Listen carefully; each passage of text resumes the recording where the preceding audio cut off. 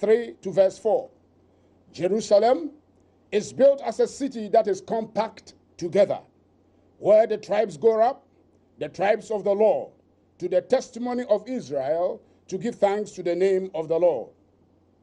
Furthermore, we know from the Holy Scriptures that even the New Jerusalem, the capital of the new earth that is to come, will maintain its Jewish flavor, with 12 gates named after the 12 tribes of Israel, built in heaven and descending from heaven to the new earth. There is no UN. The nations are not going to be partaking in this business. It is God in charge, building a whole city by himself and bringing it down to the new earth.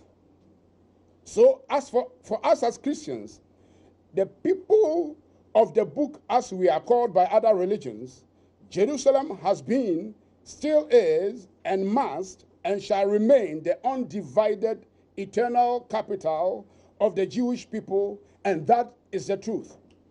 No other religion or people has any such claim on Jerusalem. Jerusalem has been and is a divinely chosen religious and political capital of the Jewish people.